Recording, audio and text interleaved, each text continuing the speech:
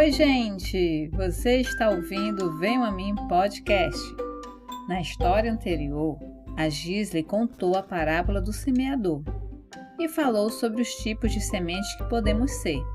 Como vocês já sabem, Jesus gostava de contar histórias usando exemplos do que as pessoas conheciam na época dele, há mais de 2000 anos atrás.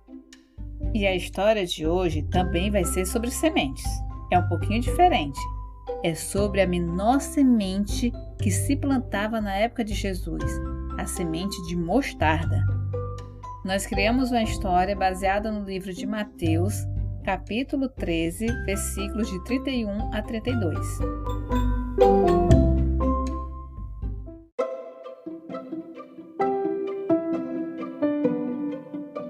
Era uma vez, no celeiro de um fazendeiro, vários sacos com sementes. As sementes ficavam guardadas lá, esperando o dia de serem plantadas no solo fértil.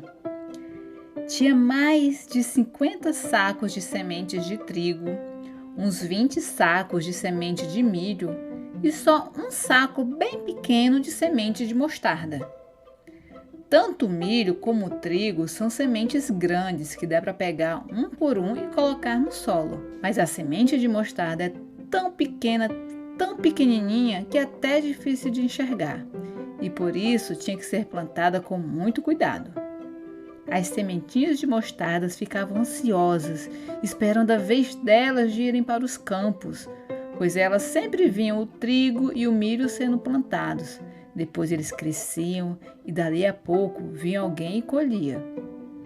E as sementinhas de mostarda pensavam: se o trigo e o milho, que são sementes bem maiores que nós, não se transformam numa planta tão grande, imagine o tamanho que a gente vai ter quando a gente virar uma plantinha.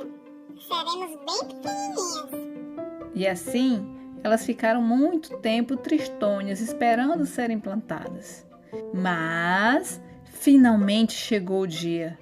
Elas saíram do celeiro e foram levadas para o campo. Ai, que delícia sentir o calor do sol! Elas estavam super empolgadas e curiosas para saber como elas seriam quando elas crescessem.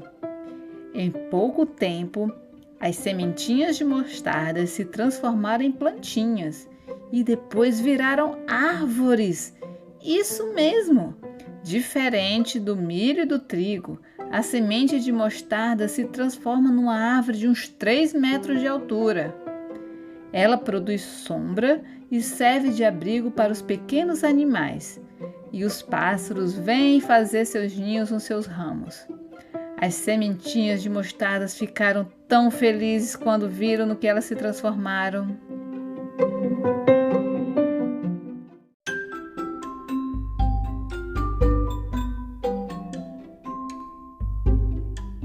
Olha que legal, né? A menor sementinha se tornou numa árvore maior do que ela podia imaginar. Quando Jesus contou essa parábola, ele comparou a semente de mostarda ao reino dos céus. Eu não entendia muito bem, porque para mim o reino dos céus é grandão e imenso. Por que Jesus então estava comparando o reino dele a uma semente tão pequenininha? O que eu descobri estudando a Bíblia é que Jesus estava falando de crescimento.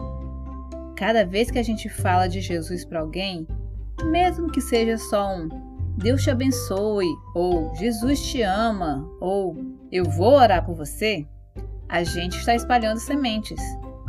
É uma semente pequenininha, que parece que não tem muita importância, mas que pode frutificar e se transformar em algo muito grande.